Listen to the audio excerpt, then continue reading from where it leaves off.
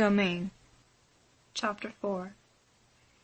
He was not Mr. Wentworth, the former curate of Monkford, however suspicious appearances may be, but a Captain Frederick Wentworth, his brother, who, being made commander in consequence of the action off St. Domingo, and not immediately employed, had come to Somersetshire in the summer of 1806, and having no parents living, found a home for half a year at Monkford.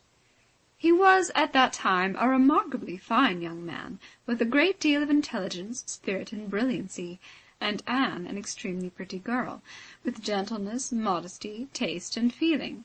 Half the sum of attraction on either side might have been enough, for he had nothing to do, and she had hardly anybody to love. But the encounter of such lavish recommendations could not fail. They were gradually acquainted, and when acquainted, rapidly and deeply in love. It would be difficult to say which had seen highest perfection in the other, or which had been the happiest, she, in receiving his declarations and proposals, or he in having them accepted. A short period of exquisite felicity followed, but a short one. Troubles soon arose.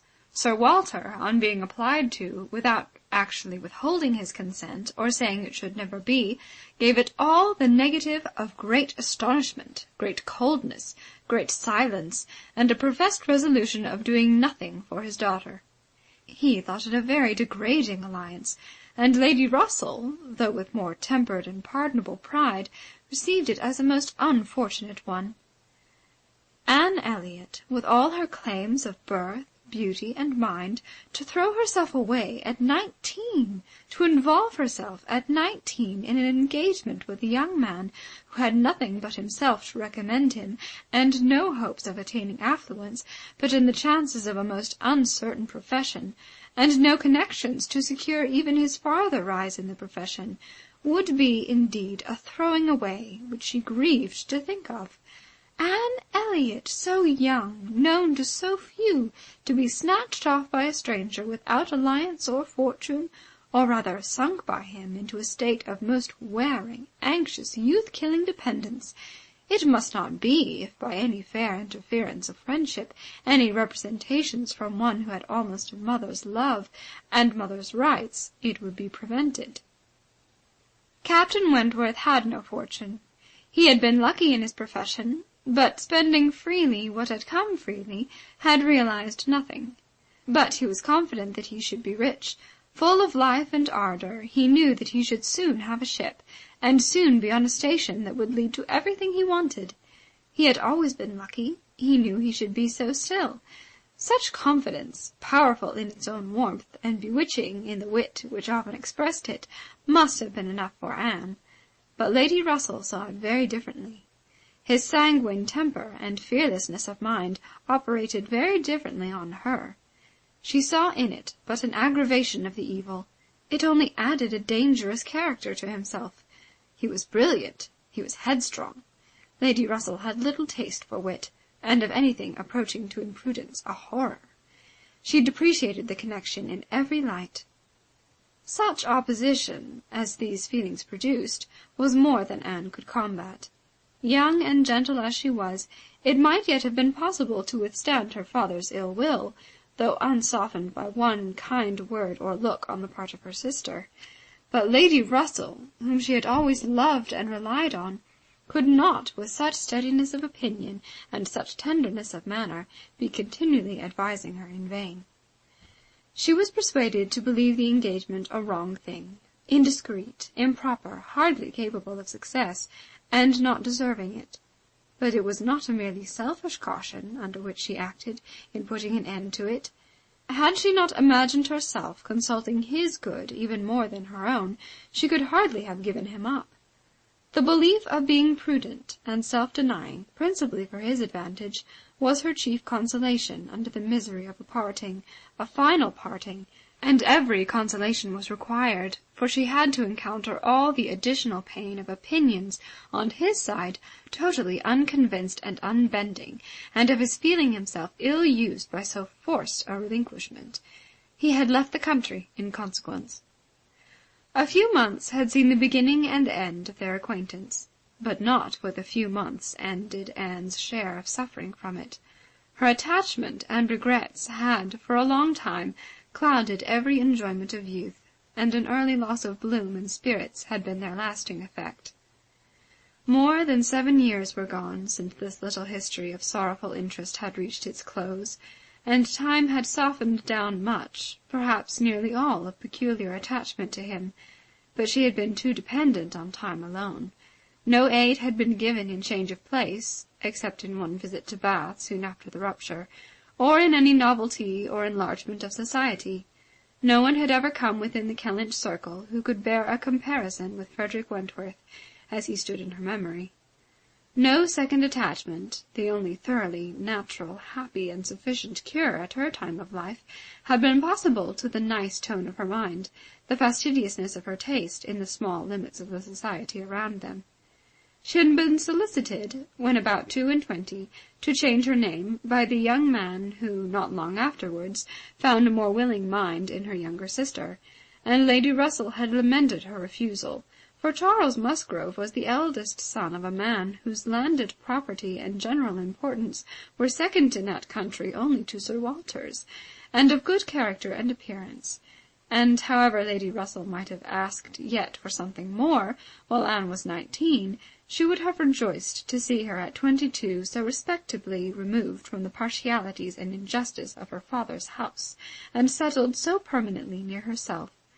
But in this case Anne had left nothing for advice to do, and though Lady Russell, as satisfied as ever with her own discretion, never wished the past undone, she began now to have the anxiety which borders on hopelessness for Anne's being tempted by some man of talents and independence to enter a state for which she held her to be peculiarly fitted by her warm affections and domestic habits. They knew not each other's opinion, either its constancy or its change, on the one leading point of Anne's conduct, for the subject was never alluded to. But Anne, at 27, thought very differently from what she had been made to think at 19. She did not blame Lady Russell. She did not blame herself for having been guided by her. But she felt that were any young person in similar circumstances to apply to her for counsel, they would never receive any of such certain immediate wretchedness, such uncertain future good.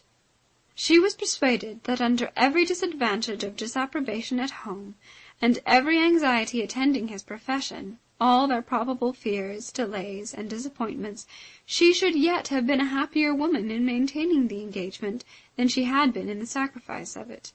And this, she fully believed, had the usual share, had even more than the usual share of all such solicitudes and suspense been theirs, without reference to the actual results of their case, which, as it happened, would have bestowed earlier prosperity than could be reasonably calculated on.